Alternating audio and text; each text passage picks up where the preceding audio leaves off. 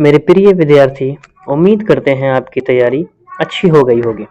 आज हम class 10th नन Hindi one liner chapter wise objective आपके रिवीजन के लिए लेकर आए हैं।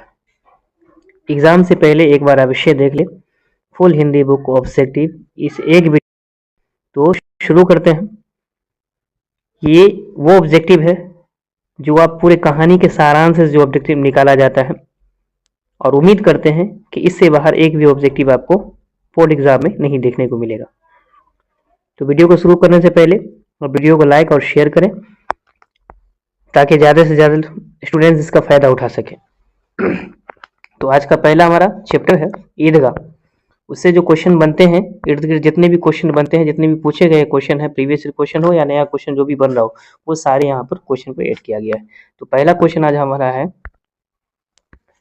ईदगाह कहानी किसकी परिस्थितियों पर मार्मिक ढंग से टिप्पणी करती है? तो बचपन की परिस्थितियों पर। ईद कहानी आप पढ़े होंगे, इर्द गिर्द में आपको एक बार पूरा कहानी रिकॉल हो जाएगा ऑब्जेक्टिव के माध्यम से। ईदगाह शीर्षक कहानी के लेखक कौन है? प्रेमचंद्र हैं। तो जो आपके बुक है नन हिंदी का, उसके फ्रंट पेज पर जो लिस्ट है उस पर लेखक का नाम, विधा और चैप्टर नाम, ये तीनों को आप अच्छी तरीका से एक बार रिकॉल कर लेंगे। अब आइए, तुम डरना नहीं अम्मा, मैं सबसे पहले आऊंगा। बिल्कुल ना डरना, यह बात किसने कही थी? हामिद ने। कब कहा? वो मेला जाने से पहले अपनी दादी को कहा था। गांव पहुंचकर बच्चों ने क्या किया? गांव पहुंचकर बच्चों ने क्या किया? अपने अपने खिलौने से खेले। वहां से आने के बाद, मेला से आने के बाद गांव पहुंचा तो सब अपने अपने खिलौने से खेले। हामिद के पिता की मृत्यु कैसे हुई थी? हैजा के कारण हुई थी। मोहसिन के पास कितने पैसे थे? 15 पैसे थे। नूरे किस खिलौने से प्रेम करते हैं? वकील से, इसलिए उन्होंने वकील खरीदी। हामिद के पास कितने पैसे थे? 3 पैसे थे। रमजान के कितने रोजे के बाद ईद आती है? तो कितने रोजे के बाद? 30 रोजे के बाद। महमूद कौन सा खिलौना खरीदता है? सिपाही। ईदगाह के पास किन वृक्षों की छाया है? तो इमली की वृक्ष की छाया है। प्रेमचंद्र लिखित कहानी का नाम क्या है? ईदगाह है। हामिद की दादी का नाम क्या है? अमीना। हामिद ने कितने पैसे में चिमटा खरीदा था? 3 पैसे में। हामिद मेले में क्या खरीदता है? चिमटा खरीदता है। महमूद के पास कितने पैसे? 12 पैसे। महमूद के पास 12 पैसे।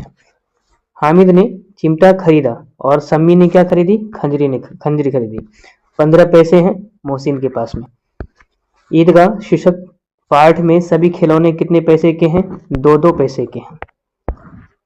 गांव से ईदगाह कितने कोस दूर था? 3 कोस। प्रेमचंद रचित पाठ्यपुस्तक की कौन सी कहानी बाल मनोविज्ञान पर आधारित है? ईदगाह। हामिद ने अपराधी भाव से कहा, तुम्हारी उंगलियां तवे से जल जाती थी, इसलिए मैंने इसे ले लिया। उपयुक्त गद्यांश किस पाठ से लिया गया है? तो वो ईदगाह से लिया गया। हामिद मेला किसके साथ जा रहा था? बच्चों के साथ में, अपने दोस्तों के साथ में जा रहा था। अगला है,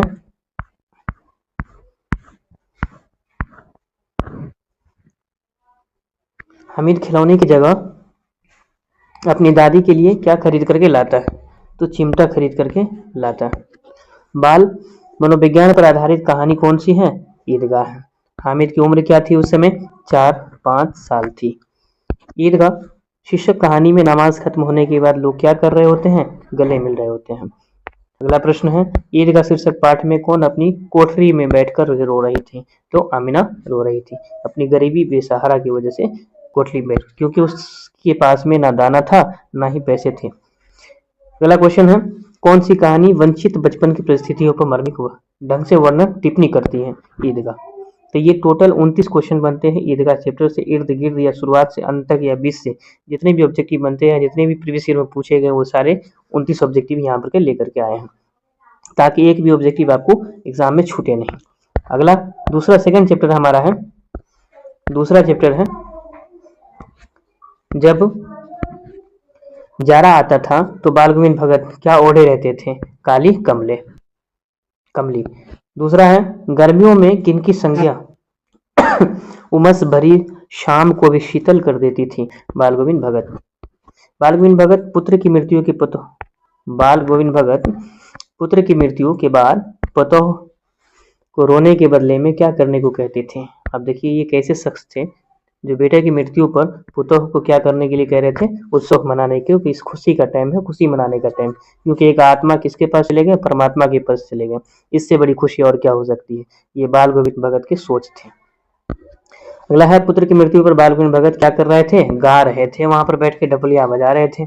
अगला क्वेश्चन है, बाल गोविंद भगत ने पुतोह को किसके साथ भेज दिया। जब दाह संस्कार बेटा का कर दिया तो उसके बाद पुतोह के भाई को बुला करके उसको कहा कि तुम चले जाओ भाई के साथ में। लेकिन वो बहुत बिबराई, पांव पर हाथ जोड़े, बोले कि बुढ़ापा में तुम्हें कौन एक गिलास पानी देगा। लेकिन कितनों कहने के बाद वो एक बार बोल दिए तो उसकी शब्द अटल थे, उसके भाई के साथ में भेज दिए। अगला है, बाल गोविंद भगत किसे साहब मानते थे, कबीर को साहब मानते थे। बाल गोविंद भगत की प्रभातियां कब शुरू होती थी, कार्तिक में शुरू होती थी। बेटे के क्रियाकर्म के बाद बाल गोविंद भगत पुतोह को कहाँ भेज दिया, अभी बताएं, मायके। बेटे की मृत्यु के पश्चात बाल गोविंद भगत आग किससे दिलाई थी। जब बेटे की मृत्यु हुई तो आग दिया जाता है, तो उस आग को किससे दिलवाई थी, पुतोह से आग दिलवाई थी, पुतोह से।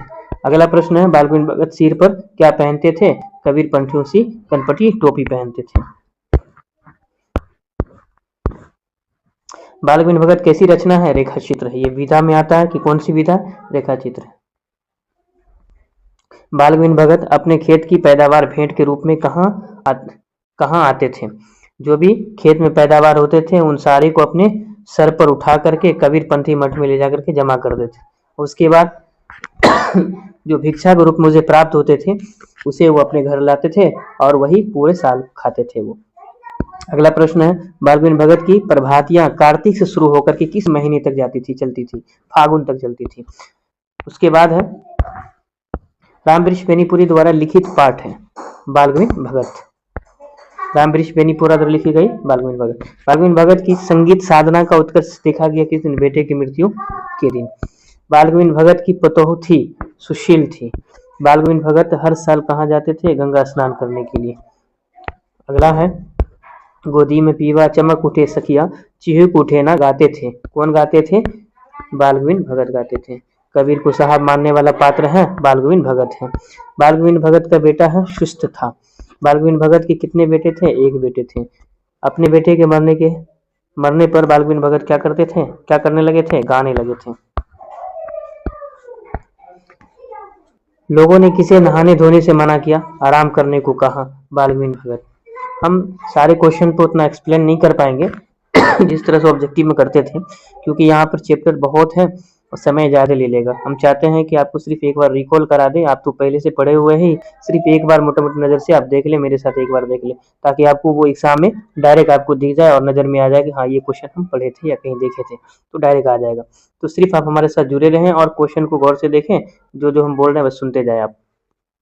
अगला प्रश्न है, बाल गोविंद भगत की उम्र क्या थी, तो 60 से ऊपर थी। उम्र क्या थी, 60 से ऊपर थी। कबीर को साहब मानने वाला पात्र है, बाल गोविंद भगत। आप ऐसा सोच रहे होंगे कि ये सब पढ़े हैं तो पढ़ के क्या होगा, नहीं, आप एक बार रिवीजन कर रहे हैं, पढ़ नहीं रहे हैं, पढ़ तो पहले चुके हैं, आप सिर्फ रिवीजन कर रहे हैं। तो मेरे साथ 1 घंटा या फिर सवा घंटा का जो भी वीडियो बनेगा उसके साथ में आप जुड़ जाएं और 1 घंटा सवा घंटा में एक सब्जेक्ट आपका रिवीजन हो जाएगा हिंदी बुक का, तो कितनी बड़ी बात है। तो मेरे साथ जुड़े रहें। अब अगला क्वेश्चन हमारा है, बाल गोविंद भगत क्या थे, गृहस्थ थे। बाल गोविंद भगत किनके गीतों को गाते थे, कबीर अर्थात साहब के गीतों को गाते थे। बाल गोविंद भगत से साहब के दरबार कितनी दूरी पर था, 4 कोस दूर पर था। साहब के दरबार कितनी दूरी पर था, 4 कोस। अभी यहाँ पे भी 4 कोस, यहाँ भी 4 कोस। फिर गंगा कितने कोस दूर पर था, 30 कोस। याद रखिएगा, भगत से जो बाल गोविंद भगत हैं, साहब के दरबार से कितनी दूरी पे, इसका घर था 4 कोस, साहब के दरबार से इसकी दूरी कितनी थी, तो 4 कोस। गंगा जो स्नान करने के लिए वो हर साल जाते थे, कितने कोस, 30 कोस दूर, 30 कोस। कलेवा का अर्थ क्या होता है, कलेवा शब्द जो होता है उसका अर्थ क्या होता है, सुबह का नाश्ता को हम कलेवा बोलते हैं। उसके बाद लोही शब्द का अर्थ क्या होता है, प्रातः काल की ललिमा होता है। माजरत चाहेंगे। अगला है, हुंडरू का जलप्रपात। अबरक और कोयला खानों का वर्णन किस पाठ में किया गया है, हुंडरू का जलप्रपात में। ये हो गया आपका हुंडरू के झरना के ईदगाह, उसके बाद हुंडरू का झरना, उसके बाद हो गया आपका तीसरा चित्र जलप्रपात, हुंडरू का जलप्रपात। अबरक और कोयला खानों का वर्णन किस पाठ में किया गया, तो हुंडरू का जलप्रपात में। स्वर्णरेखा नदी रांची, धनबाद, सिंहभूम एवं बालासोर जिलों से होकर के कहाँ निकलती है, बंगाल की खाड़ी में।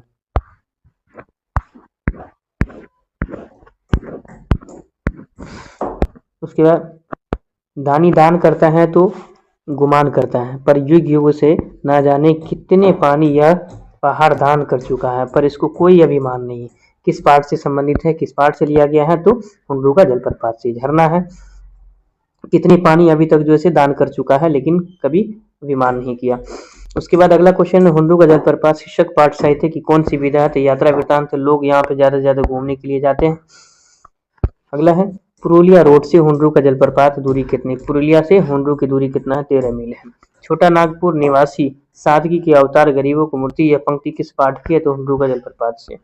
हुंडरू का जलप्रपात शीर्षक अध्याय में किसके प्रति विश्वास प्रकट किया गया, तो वो है बहुलवादी संस्कृति के प्रति विश्वास प्रकट किया गया। हुंडरू का जलप्रपात किस राज्य में है स्थित है, हुंडरू का जलप्रपात किस राज्य में, झारखंड में।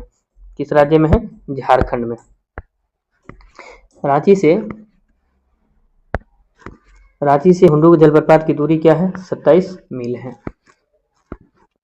स्वर्ग का एक छोटा टुकड़ा किसको कहा गया, छोटा नागपुर को स्वर्ग का टुकड़ा कहा गया। कामता प्रसाद सी काम रचित पाठ का शीर्षक है हुंडरू का जलप्रपात। हुंडरू का पानी किस तरह चक्कर काटता है, तो किस तरह चक्कर काटता है, वो सांप की तरह।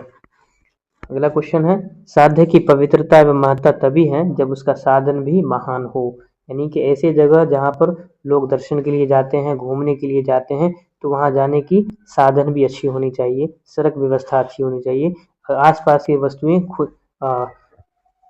खुशमिजाज होनी चाहिए। ऐसा महात्मा गांधी ने कहा कि साधन की पवित्रता महत्ता तभी जब उसका साधन भी महान हो। या किसने कहा था। अभी लोग क्या करते हैं, बड़े बड़े बिल्डिंग एकदम खूबसूरत टाइल्स वगैरह लगा देते हैं, लेकिन सड़क देखेंगे तो नाला नाली, उसके बाद बदबूदार सड़क के किनारे में बना देते हैं। तो उससे क्या फायदा, खूबसूरती का कोई फायदा नहीं।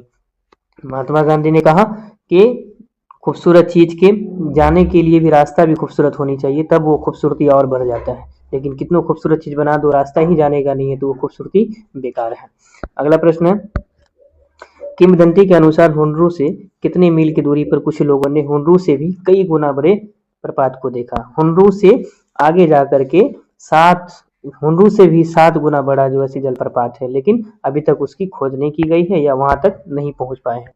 अगला है, रांची से पुरुलिया वाली सड़क पर कितने मील जाने के बाद हुंडरू पहुंचने वाली सड़क मिलती है, तो 14 मील पर। अगला, हुंडरू इतना बड़ा प्रपात है जहां फुट से पानी नीचे गिरता है, 243 फीट से पानी नीचे गिरता है। आप सोचिए इसकी आवाज कितनी दहाड़ैया खतरनाक होगी। स्वर्ण रेखा एक है, क्या है, नदी है। हुंडरू का जलप्रपात संस्कृति की विशिष्टताओं को उभारने वाला यात्रा वृत्तांत है। आदिवासी। हुंडरू का जलप्रपात पथ में जलप्रपात के साथ किसकी सुंदरता का वर्णन किया गया, पहाड़ की, नदी की, जंगल की, तीनों की सुंदरता का वर्णन किया गया। लेखक को हुंडरू का जलप्रपात के वातावरण की सुंदरता ऐसा मालूम होता है मानो हम डैश के समीप आ गए। कहाँ गए हैं, स्वर्ग लोग पहुंच गए, यानी कि देवलोक पहुंच गए। अगला प्रश्न है, हुंडरू का जलप्रपात यात्रा वृत्तांत किन की रचना है, तो कामता प्रसाद सी काम की। स्वर्णरेखा नदी के उद्गम स्थान से कितनी मील दूर हुंडरू का जलप्रपात है, 50 मील दूर में हुंडरू का जलप्रपात है स्वर्णरेखा नदी के उद्गम स्थान से। झरना के एक ओर का जंगल रांची में है, तो दूसरी ओर का जंगल कहाँ है, हजारीबाग में। अपने निरंतर संघर्ष से नदियां पत्थर को खराड नवीन आकार में प्रस्तुत कर रही हैं, तो लोग उसे क्या कह करके पूजते हैं, श्वेत सलिग्राम कह करके पूजते हैं।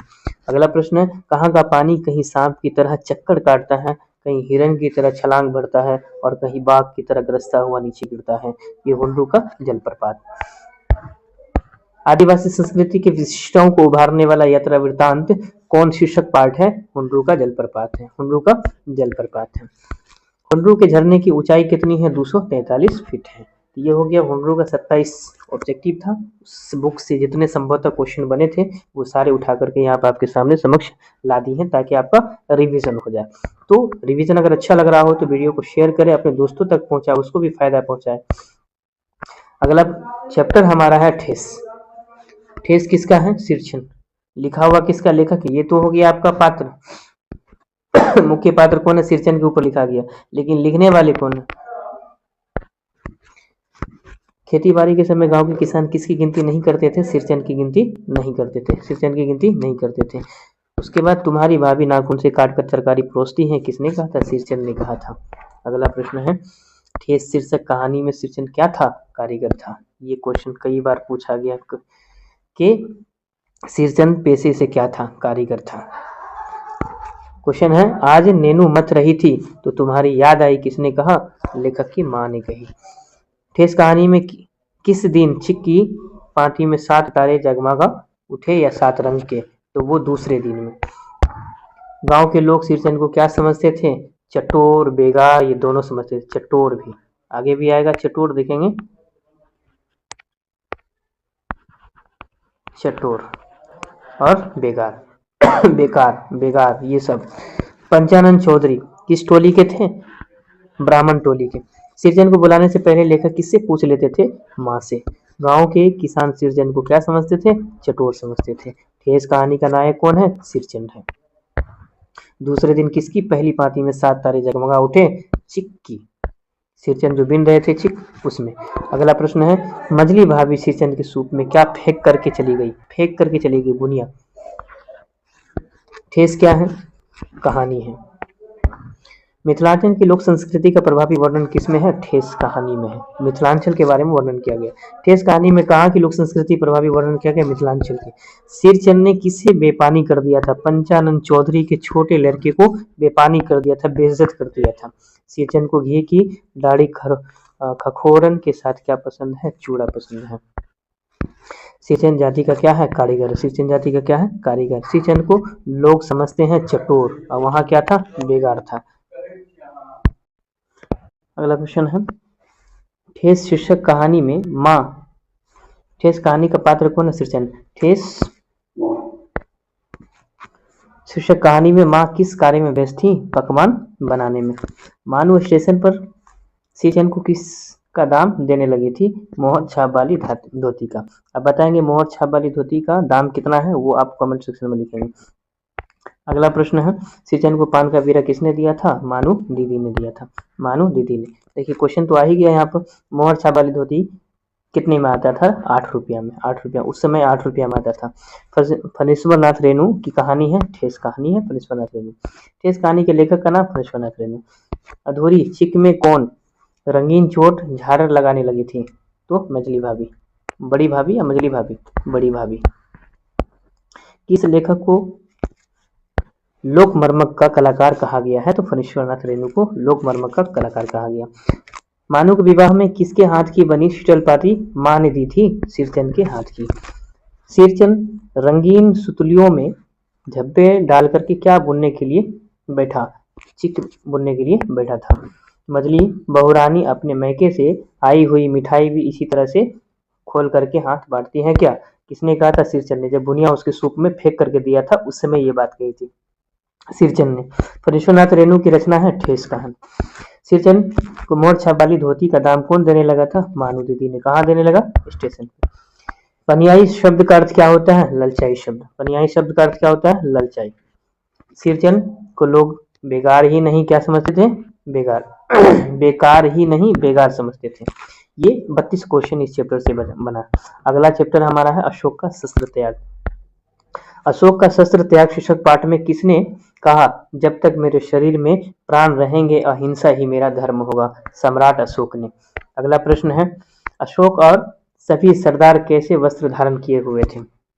कौन सा युद्ध हो रहा था? कलिंग का युद्ध हो रहा था, जिसमें ये शपथ लिए थे कि आज के बाद मैं शस्त्र नहीं उठाऊंगा। उसके बाद जो है वो क्या किए, सारे अपने जितने भी सैनिक थे उसको भी और खुद भी, अशोक और सभी सरदार कैसे वस्त्र धारण किए? तो पीला वस्त्र।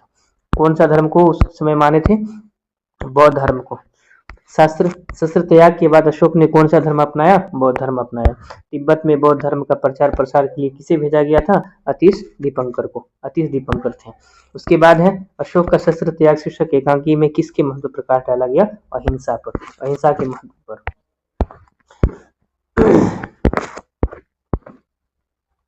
4 साल से युद्ध के पश्चात कौन जीता नहीं जा सका? 4 साल तक युद्ध हुआ लेकिन क्या अभी तक जीता नहीं जा सका? तो वो है कलिंग का युद्ध, अभी तक जीता नहीं जा सका। अगला प्रश्न है, अशोक का शस्त्र त्याग के लेखक का नाम क्या है? तो बंशीधर श्रीवास्तव। कलिंग महाराज की कन्या का नाम पद्मा। फेंक कर चलाए जाने वाले हथियार को क्या कहते हैं? अस्त्र कहते हैं। बुद्ध शरण गच्छामि किसने कहा? अशोक ने कहा। कितने साल युद्ध के बाद भी कलिंग नहीं जीता जा सका? भी बताए 4 साल। स्वयं पकड़ में आना, स्वयं पकड़ में आना एक मुहावरा भी बनता है, आत्मसमर्पण करना। अगला क्वेश्चन है, मैं स्त्रियों पर शस्त्र नहीं चलाऊंगा किसने कहा था? अशोक ने कहा था। जब उसके सामने में स्त्रियों के सैनिक थी तो उसमें इन्होंने शब्द कहा कि मैं स्त्रियों पर शस्त्र नहीं चलाऊंगा। उसके बाद से उसका हृदय परिवर्तन हो गया और तलवार को फेंक दिया। उसके बाद बौद्ध धर्म को अपना लिए। कलिंग दुर्ग खुलने पर किसकी सेना बाहर निकली? स्त्रियों की सेना बाहर निकली। मैं स्त्री वध नहीं करूंगा किसने कहा था? अशोक ने कहा था। कलिंग संबंधित है पद्मा से। 4 साल चला था कलिंग का युद्ध। सैनिक को तलवार फेंकने का आदेश किसने दिया था? अशोक जी ने। पद्मा का संबंध है कलिंग युद्ध से। मुझे अपने पिता का बदला लेना है किसने कहा? पद्मा ने कहा, अपने सैनिकों को ललकारते हुए। दूसरे दिन प्राप्त काल सम्राट अशोक के पास कौन आया था? उसका जो सेनापति था वो आया था। पद्मा कौन है? कलिंग महाराज की बेटी है, पत्नी नहीं है। अशोक का शस्त्र त्याग गद की कौन सी विधा है? एकांकी है। सम्राट अशोक किसके सामने तलवार नीचे फेंक देते हैं? तो पद्मा के सामने। जिस सेना ने तुम्हारे पिता, कौन संबोधित कर रहे हैं अपने सैनिकों को? पद्मा कह रही है, जिस सेना ने तुम्हारे पिता, भाई, पुत्र, पति की हत्या की है वह तुम्हारे सामने खड़ी है। यह किसका कथन है? पद्मा ने कही। अशोक कलिंग की राजकुमारी पद्मा पर शस्त्र नहीं चलते हैं क्योंकि वह स्त्री की सेना थी, इसलिए नहीं चलाते हैं। महाराज अशोक की जय हो, महाराज अशोक की जय हो। शुभ संवाद है, गुप्तचर समाचार लाया कि कलिंग के महाराज लड़ाई में मारे गए। ये किसने कहा? संवाददाता ने कहा। किसे अपने पिता का बदला लेना है? पद्मा को अपने पिता का बदला लेना है। हाथ में थाम कर चलाए जाने वाले हथियार को क्या कहते हैं? शस्त्र कहते हैं। कलिंग में कितने साल के युद्ध हो रहा था? 4 साल तक युद्ध हो रहा था। मैं तुमसे शस्त्र सीखने नहीं आई हूँ, शस्त्रों से युद्ध करने आई हूँ किसने कहा? ये पद्मा कही थी।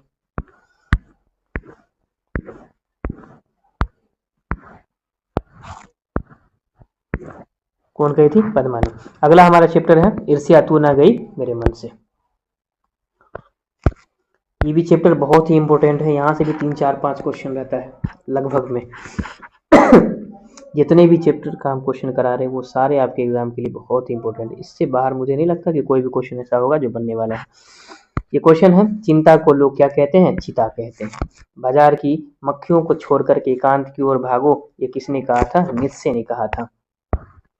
ईर्ष्या तू न गई मेरे मन से शीर्षक पाठ में कहा गया है, जिसे किसी ने प्रचंड पिता ने पकड़ लिया है उस बेचारे को लगी है क्या? खराब हो जाती है। तो ये आंसर क्या हो जाएगा? खराब हो जाती है। अगला है, सही संतुलित जीवन के प्रति एक दृष्टिकोण विकसित करने की सीख शीर्षक पाठ से मिलती है। किसने कहा? किसमें है? किस चैप्टर से है? ईर्ष्या तू न गई मेरे मन से। किसके विभव की वृद्धि से वकील साहब का कलेजा जलता है? तो वो बीमा एजेंट के विभव की वृद्धि से वकील साहब का कलेजा जलता है। वकील साहब के पास ईश्वर ने क्या नहीं दिया? सब कुछ दिया। जमीन है, जथा है, बीवी है, बाल है, बच्चे है, गाड़ी है, घोड़े है, ऐसो के सारे सामान है, फिर भी अपने पड़ोसी के एजेंट से, बीमा एजेंट से जलते हैं। इसी को ईर्ष्या कहते हैं। क्या आप भी किसी पड़ोसी से जलते हैं उसकी विभव वृद्धि से? तो कमेंट में बताएं। किसी व्यक्ति के पतन का कारण क्या होता है? सद्गुणों का ह्रास होता है। ईर्ष्या का संबंध किससे होता है? प्रतिद्वंदियों से होता है। ईर्ष्या तू न गई मेरे मन से निबंध में हृदय पर देश के दाह कौन भोगता है? ईर्ष्यालु व्यक्ति अपने हृदय पर देश के भोगता है। ईर्ष्या का संबंध किससे होता है? प्रतिद्वंदिता से। प्रतिद्वंदिता से।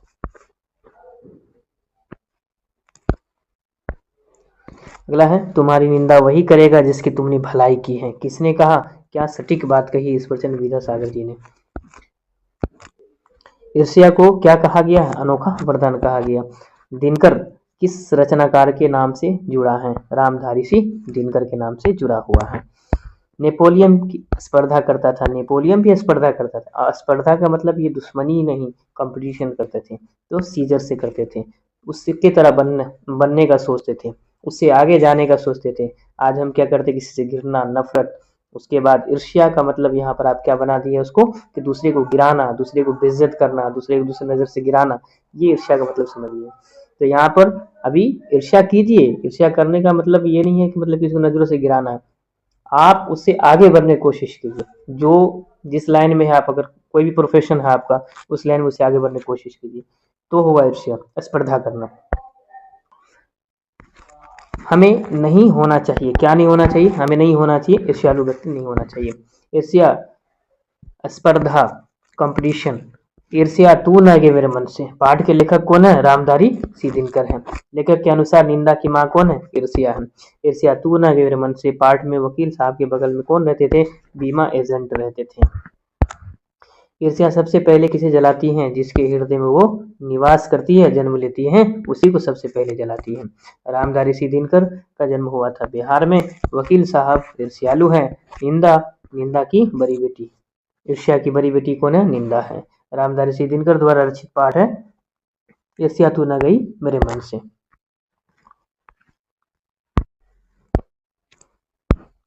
मूल रूप से रामधारी सिद्धिनकर कवि हैं। क्या है वो? कवि हैं। आगे कह रहे हैं, यार ये तो बाजार की मक्खियां हैं जो आ कारण हमारे चारों ओर भिन भिनाया करती है। यह पंक्ति है नित्शे की। लेखक रामधारी सिद्धिनकर के घर के दाहिने कौन रहते हैं? वकील साहब रहते हैं। लेखक रामधारी सिद्धिनकर के रोचक निबंध ईर्ष्या तू न गे मेरे मन से किस पर टिप्पणी की गई है? रोजमर्रा के व्यवहार पर। हमारी जो रोजमर्रा की जिंदगी है उस व्यवहार पर ईर्ष्या तू न गे मेरे मन से उस कहानी को लिखा गया। लेखक के अनुसार निंदा की माँ कौन है? ईर्ष्या है। काश एजेंट की मोटर उसको मासिक आय और उसकी तर्क भरक मेरी हुई होती। इस चिंता में कौन भुने जा रहे हैं? वकील साहब भुने जा रहे हैं। किसके घर के सामने एक वकील रहते हैं? तो लेखक रामधारी सिद्धिनकर के सामने, घर के सामने। ईर्ष्या का संबंध प्रतिद्वंदिताओं से होता है क्योंकि भिखमंगा करोड़पति से ईर्ष्या नहीं करता है। यह पंक्ति किस शीर्षक पाठ से है? यानी कि अपने लेवल के ही व्यक्ति से ईर्ष्या किया जाता है। ईर्ष्या तू न गई मेरे मन से। जो व्यक्ति ईर्ष्यालु होता है वह क्या होता है? निंदक होते हैं। दूसरे की निंदा करना वो ज्यादा पसंद करते हैं, दूसरे की बुराई सुनना, दूसरे की बुराई करना। मनुष्य के मौलिक गुणों को कौन कुंठित कर डालती है? ईर्ष्या कुंठित कर डालती है। ईर्ष्या तू न गए मेरे मन से शीर्षक पाठ साहित्य की कौन सी विधा है? निबंध है। इस निबंध में कहा गया हास शब्द का क्या होता है? गिरावट। कैसे मनुष्य समाज की दया के पात्र हैं? चिंता दग्ध मनुष्य, जो दूसरे की चिंता करते हुए समाज में दया के पात्र हैं। ईर्ष्या की बड़ी बेटी का नाम क्या है? निंदा है। ये चैप्टर हो गया। इसमें 35 ऑब्जेक्टिव था। अगला चैप्टर हमारा है विक्रमशिला विश्वविद्यालय। विक्रमशिला, यहाँ से भी क्वेश्चन बहुत सारे पूछे गए हैं और पूछते हैं। प्राचीन काल में अंग महाजनपद के नाम से लोकप्रिय था। प्राचीन काल में भागलपुर में था विक्रमशिला विश्वविद्यालय। भिक्षु वर्ग में रहने के बाद आचार्य या मानकर शिष्य को सैधव सिद्धांतों परिचित कराते थे। उसको क्या मान करके? पुत्र मान करके। पहले जो भी वहाँ विक्रमशिला विश्वविद्यालय में नए विद्यार्थी आते थे और नामांकन कराते थे, उसे पहले भिक्षु वर्ग में रहना पड़ता था। उसके बाद उसका वक्त पूरा होने के बाद उसे जो गुरु थे वो पुत्रवत मान करके अपनाते थे और उसके बाद उसे शिक्षा देते थे। विक्रमशिला विश्वविद्यालय किसके आक्रमण से सर्वनाश हो गया? तुर्कों ने आक्रमण कर दिया, उसका सर्वनाश हो गया। विक्रमशिला विश्वविद्यालय की स्थापना किसने थी? राजा धर्मपाल ने की थी। विक्रमशिला विश्वविद्यालय किस काल में शिक्षा का केंद्र था? बौद्ध काल का। बौद्ध काल का। आर्यभट्ट किस विधा के क्षेत्र में प्रसिद्ध हुए? खगोल विधा। खगोल विधा के क्षेत्र में। विक्रमशिला विश्वविद्यालय का आविर्भाव किस शताब्दी में हुआ? 8वीं शताब्दी में। कब हुआ? यानी कि उसकी जो स्थापना हुई 8वीं शताब्दी में। और कौन शताब्दी में जाकर के उसका विनाश कर दिया? आगे क्वेश्चन आएगा। 10,000 छात्र और 1,000 अध्यापक रहते थे विक्रमशिला विश्वविद्यालय में। उसके प्रांगण में कितने थे? विक्रमशिला विश्वविद्यालय के जो प्रांगण थे उसमें कितने विश्वविद्यालय थे? 6 विश्वविद्यालय थे। विक्रमशिला विश्वविद्यालय के प्रथम आचार्य कुलपति कौन थे? हरिभद्र, नाम से ही काफी है। विक्रमशिला में कितने अध्यापक थे? अभी बताएं कितने? 1,000।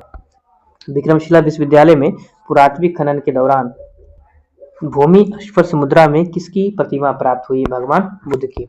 विक्रमशिला विश्वविद्यालय में कक्षा की व्यवस्था और समय निर्धारण के लिए अलग से कौन नियुक्त होते थे? आचार्य नियुक्त होते थे। आचार्य नियुक्त होते थे। क्लास का शेड्यूल ठीक करने के लिए आचार्य नियुक्त किया जाता था। इतना बड़ा विश्वविद्यालय था कि विक्रमशिला विश्वविद्यालय में खुदाई से प्राप्त एक सील का सत्यापन किससे किया गया था? ब्रिजव्रज से, वीरव्रज से। लामा संप्रदाय की शुरुआत किसने की थी? अतीश दीपंकर ने। विक्रमशिला आविर्भाव किस राजवंश के काल में हुआ था? पाल वंश का। अगला है विक्रमशिला विश्वविद्यालय का सर्वनाश कब हुआ था? 13वीं सदी में। 8वीं सदी में बना था, 13वीं सदी में विनाश हो गया था। विक्रमशिला साहित्य कौन सी विधा है? तो निबंध है ये। पुरातत्विक खनन में कितने फीट की भूमि स्पर्श मुद्रा में भगवान बुद्ध की प्रतिमा प्राप्त? 4.5 फीट। 10वीं 11वीं सदी तक पूर्वी एशिया का एक उत्कृष्ट शिक्षा केंद्र बन चुका था। कौन? जहाँ से देश विदेश से छात्र आकर के यहाँ पर विक्रमशिला विश्वविद्यालय में रह करके पढ़ते थे। विक्रमशिला विश्वविद्यालय का सर्वनाश किस ग्रंथ में मिलता है? तबकाते नासरी। इस ग्रंथ में विक्रमशिला के विश्वविद्यालय के कैसे कैसे विनाश हुआ उसके बारे में यहाँ पर लिखा हुआ है। आप उसे गूगल पर जाकर के देख सकते हैं इस किताब को। लामा संप्रदाय की शुरुआत किसने की थी? अतीश दिगंबर ने की थी। सन्निधेय शब्द का अर्थ क्या होता है? निकट होता है। विक्रमशिला विश्वविद्यालय में नवागत विद्यार्थी को कुछ समय के लिए कहाँ रहना पड़ता था? भिक्षु वर्ग में। बौद्धकालीन शिक्षा का केंद्र निम्न में से कौन सा विद्यालय था? विक्रमशिला विश्वविद्यालय था।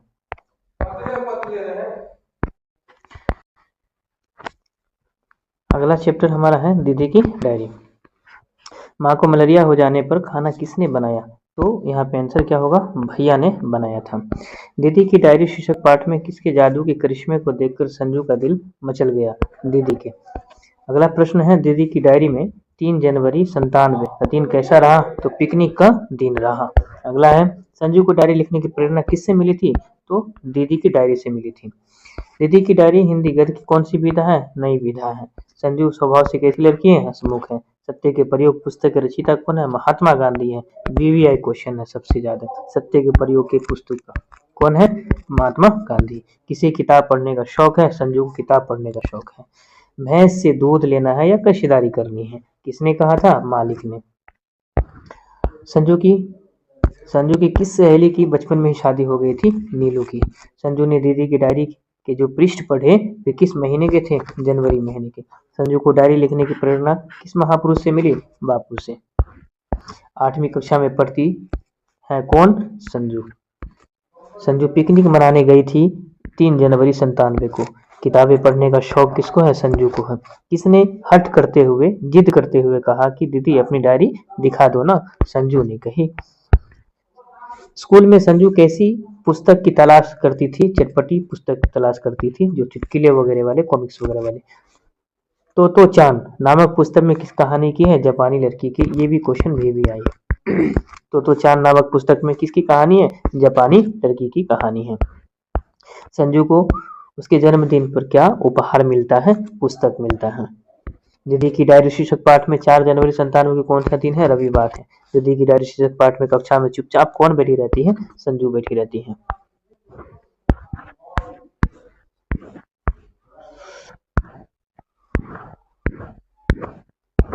दीदी की डायरी शीर्षक पाठ में कल रात से किसे मलेरिया है? तो वो माँ को मलेरिया है, इसलिए भाई खाना बनाया था। तो चांद किसका नाम है? जापानी लड़की का। बिटिया आज स्कूल ना जाओ, सामने को छींक है, ये किसने कहा? दादी माँ ने। दादी माँ ने कहा था कि बिटिया आज स्कूल ना जाओ, सामने वाले की छींक है।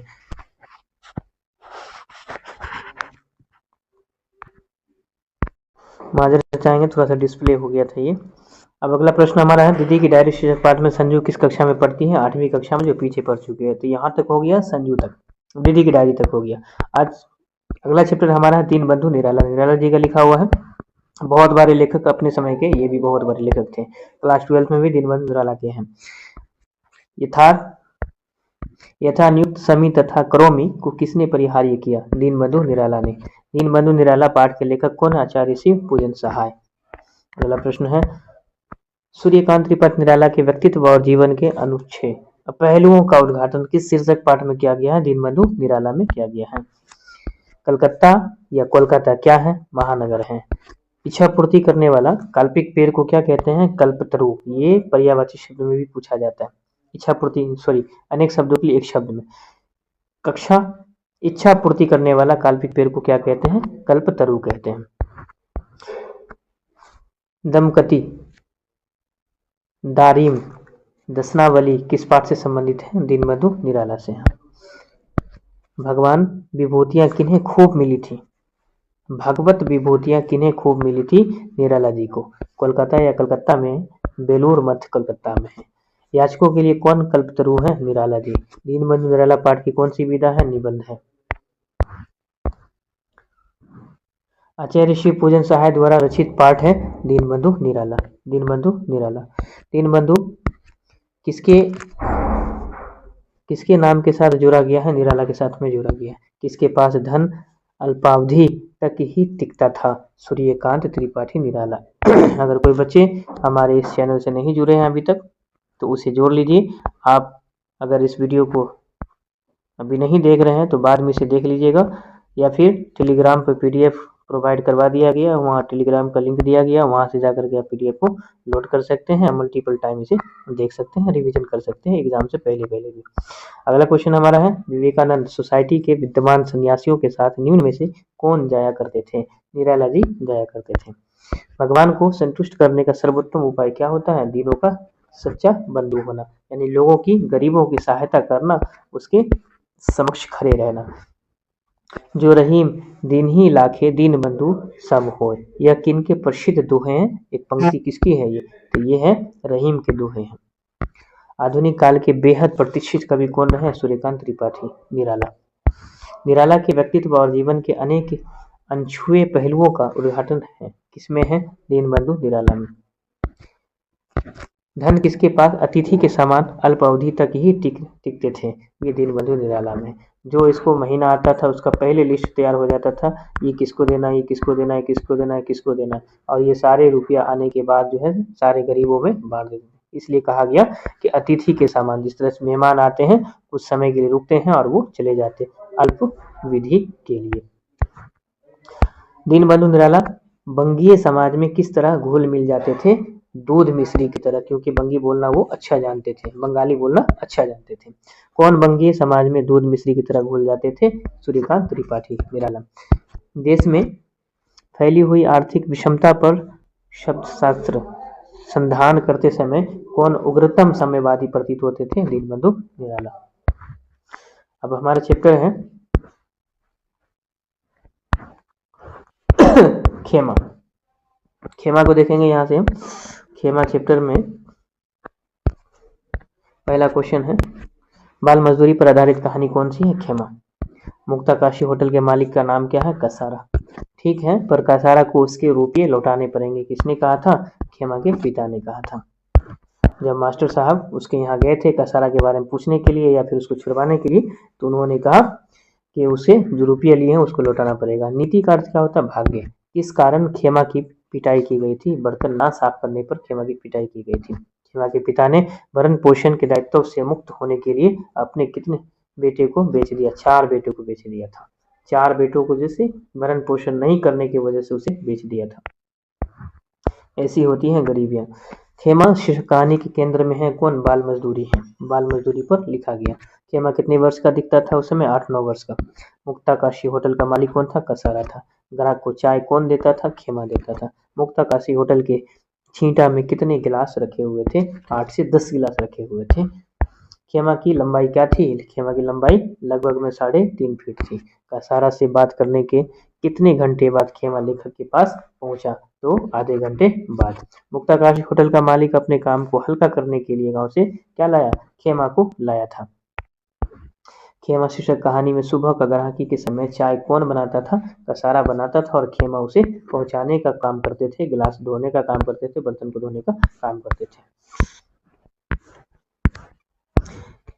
अगला है, मेरे पैर जलते हैं चप्पल ला दो काका, यह किसने कहा था? खेमा। गर्मी का मौसम था और दूर दुकान चाय देने जाना होता था, इसलिए जो है उसके पाँव जलते थे। तो खेमा ने किसको? कसारा को कहा मेरे पाँव जलते हैं चप्पल ला दो। किसने कहा? खेमा ने कहा। किसने बच्चों के भरण पोषण के दायित्व से मुक्त होने के लिए अपने 4 बेटे को बेच दिया था? खेमा के माता पिता ने उसे बेच दिया था चारों बच्चों के दायित्व से मुक्त होने के लिए। खेमा शीर्षक पाठ में होटल का नाम क्या था? होटल का नाम था मुक्ताकाशी होटल। मुक्ताकाशी होटल।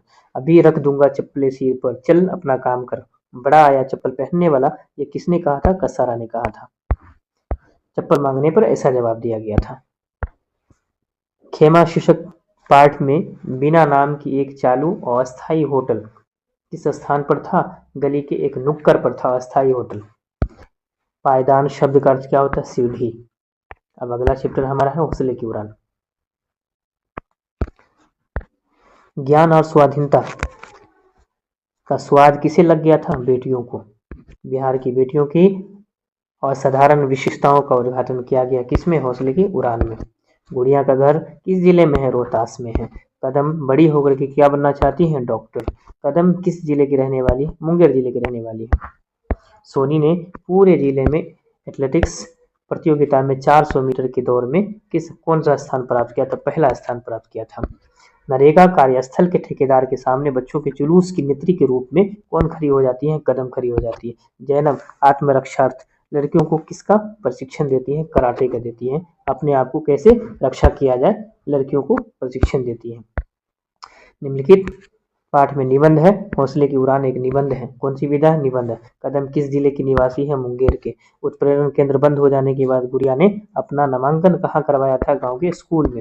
राज्य स्तरीय एथलेटिक्स प्रतियोगिता में प्रतिभागी बनकर के जमालपुर कौन गई थी? सोनी गई थी। जैनब खानम की माता का नाम क्या था? फूल बीबी।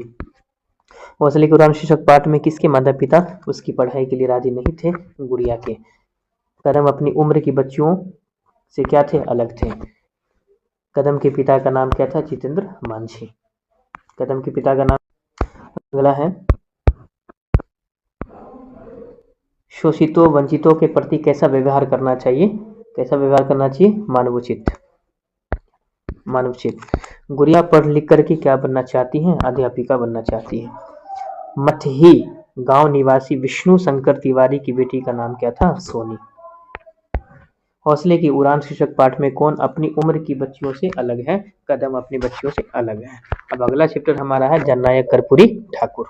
इधर हम गदखंड लिए हैं, उधर पदखंड लिए हैं। तो पहले गदखंड पूरा कंप्लीट कराएंगे, फिर पदखंड में जाएंगे। जयप्रकाश नारायण द्वारा गणित आजाद दास्ता के सक्रिय सदस्य कौन रहे हैं? जननायक कर्पूरी ठाकुर। आजाद दास्ता के सक्रिय सदस्य रहे जननायक कर्पूरी ठाकुर। गिरफ्तारी के बाद कर्पूरी ठाकुर को किस जेल में डाला गया था? दरभंगा जेल में डाला गया था। लिफ्ट के ऊपर जो लिखा हुआ था, क्या लिखा हुआ था? Only for officer. कहाँ लिखा हुआ था? सचिवालय में। सचिवालय में लिखा गया था। श्री कर्पूरी ठाकुर का जन्म समस्तीपुर किस गांव में हुआ था? पितौझिया गांव में हुआ था। पहली बार कर्पूरी ठाकुर कब गिरफ्तार कर लिए गए थे? 23 अक्टूबर 1943 को गिरफ्तार कर लिए गए थे। स्वतंत्रता प्राप्ति के बाद पहला आम चुनाव कब हुआ था? तो हुआ था 1952 में। कर्पूरी ठाकुर बिहार के मुख्यमंत्री कितने बार रहे? 2 बार बिहार के मुख्यमंत्री रह चुके हैं। कर्पूरी ठाकुर ने IA की परीक्षा पास की 1942 में। प्रतीक्षा का अर्थ क्या होता है? इंतजार करना। कर्पूरी ठाकुर पहली बार किस जेल में गए थे? दरभंगा जेल में। कर्पूरी ठाकुर का जब गांव की पाठशाला में दाखिला हुआ था, कराया गया था, तब उनकी उम्र क्या थी? 6 वर्ष थे। कर्पूरी ठाकुर बिहार के उप मुख्यमंत्री कब बने? 1967 में। कर्पूरी ठाकुर ने कॉलेज त्याग किया 1942 में। 1952 में आम चुनाव में से कर्पूरी ठाकुर विजयी घोषित हुए। कहाँ से? समस्तीपुर के ताजपुर से। ये वीडियो उन सभी विद्यार्थियों के लिए बहुत इंपॉर्टेंट है जो इस बार 2026 में एग्जाम देने वाले हैं। तो वीडियो ऐसा ना हो कि आपसे गुम हो जाए, आप इसे सेव कर लें, डाउनलोड कर लें या दोस्तों को शेयर कर दें ताकि लिंक आपके पास में रहे। जब आप चाहें इसे देख सकते हैं, एग्जाम से पहले भी और अभी भी। अगला प्रश्न है, कर्पूरी ठाकुर का जन्म किस राज्य में हुआ? बिहार में। सन 1967 में बिहार के उप मुख्यमंत्री बने कर्पूरी ठाकुर। किसने हैजा पीड़ित व्यक्ति को अपने कंधे पर उठाया और करीब 5 किलोमीटर पैदल चलकर उसे अस्पताल पहुंचाया? ये थे कर्पूरी ठाकुर। अभी भारत माता स्वतंत्रता की पीड़ा से कहरा रही है, मैं वेदाभ्यास के लिए अपनी पढ़ाई जारी रखूंगा, यह संभव नहीं है। किसने कहा था? ये जननायक कर्पूरी ठाकुर ने कहा था। मयस्सर शब्द का अर्थ क्या होता है? मयस्सर का मतलब होता है उपलब्ध। मयस्सर शब्द का अर्थ होता है उपलब्ध।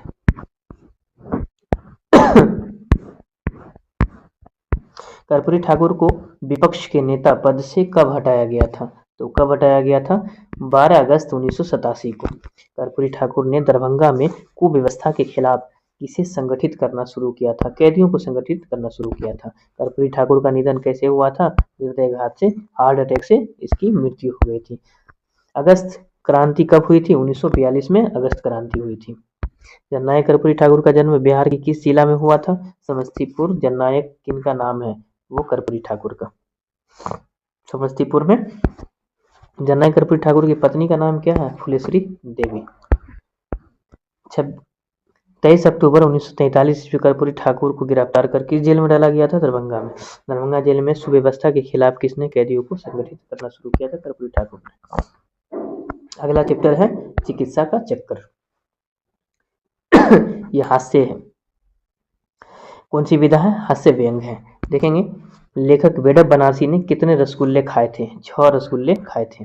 लेखक बेडब बनारसी को कितने बजे नींद खुली थी? 3 बजे नींद खुली थी। लेखक बेडब बनारसी के यहाँ वैद्य जी कैसे तशरीफ लाए थे? पालकी में तशरीफ लाए थे। बहुत हंसने वाली कहानी है, आप इसे पढ़े होंगे तो बहुत मजा आया होगा। चिकित्सा का चक्कर शीर्षक पाठ है, हास्य व्यंग है। दंत चिकित्सक ने लेखक से प्रति दांत तोड़ने की फीस कितनी बताई थी? 3 रुपये प्रति दांत तोड़ने की फीस बताई थी। इसी बीच में मेरी नानी की मौसी मुझे देखने आई, किस पाठ की पंक्ति है? चिकित्सा का चक्कर से लिया गया। लुकमान नाम एक क्या है? हकीम का नाम था। राय कृष्णदास हफ्ते में कितनी बार दाढ़ी बनाते हैं? 9 बार। हफ्ते में 9 बार बनाते हैं। डॉक्टर चूहानाथ कतरजी ने FRCS कहाँ से की थी? लंदन से की थी। बेडब बनारसी की रचना है चिकित्सा का चक्कर। चिकित्सा का चक्कर द्वारा रचित पाठ है, कौन सा रचित पाठ है? बेडब बनारसी। निम्नलिखित में किस पाठ की विधा व्यंग है? तो व्यंग है किसका? चिकित्सा का चक्कर है। चिकित्सा का चक्कर शीर्षक पाठ में हकीम साहब के सिर पर क्या था? बनारसी लोहे की तरह टोपी थी। निम्न में से किस लेखक ने व्यंग के माध्यम से चिकित्सा पद्धति के विरोधाभासों को सफलतापूर्वक उभारा? बेडब बनारसी। सही आंसर होगा इसका बेडब बनारसी। सरकारी अस्पताल के डॉक्टर किस सवारी से आए थे? किस पर आए थे? इक्का पर सवार होकर के सरकारी अस्पताल के डॉक्टर आए थे। चिकित्सा का चक्कर शीर्षक पाठ में डॉक्टर साहब लेखक को किस दुकान से दवा मंगाने की बात कहते हैं? चंद्रकला फार्मेसी से। चिकित्सा का चक्कर शीर्षक पाठ में किसे सिनेमा देखने जाना था? लेखक की पत्नी को सिनेमा देखने जाना था। लेखक बेडब बनारसी के घर पर प्रसाद जी के यहाँ से कहाँ का रसगुल्ला आया था? तो वो आया था बाग बाजार के रसगुल्ले। बाग बाजार के रसगुल्ले प्रसिद्ध थे उस समय के। डॉक्टरों की फीस किस समय बढ़ जाती है? रात में डबल हो जाती है, बढ़ जाती है। हकीम साहब क्या पहने हुए थे? चिकन का बंदरदार कुर्ता। गीली मिट्टी पेट पर लपेट करके धूप में बैठिए। लेखक को यह सलाह किसने दी थी? किसने सलाह दी थी? प्राकृतिक चिकित्सा वाले चिकित्सक ने। लेखक बेडब बनारसी की क्या इच्छा थी? बीमार पड़ने की। कभी बीमार नहीं पड़े थे, इसलिए बीमार पड़ने की इच्छा थी कि नरम नरम हाथों से सिर का मालिश होगा और नरम नरम बिस्कुट खाएंगे, इसलिए उसको इच्छा थी बीमार होने का। चिकित्सा पद्धति के विरोधाभासों को सफलतापूर्वक उभारा है चिकित्सा का चक्कर। वैद्य जी बेडब बनारसी को किसके रस के साथ औषधि का सेवन करने के लिए कहा था? अदरक का रस के साथ में औषधि का सेवन करने के लिए कहा गया था। प्रकृति चिकित्सा वाले चिकित्सक ने लेखक को किसका लेप लगाकर धूप में बैठने के लिए बोला था? मिट्टी का। चिकित्सा का चक्कर शीर्षक पाठ में दंत चिकित्सक ने दांत तोड़ने के कितने रुपये मांगे थे? 3 रुपये मांगे थे। ये था चिकित्सा का चक्कर। अब यहाँ से कविता मतलब स्टार्ट होता है, तो जिंदा है तो। यहाँ से हम नेक्स्ट वीडियो में करेंगे। आज के लिए बस इतना ही, मिलते हैं नेक्स्ट वीडियो में।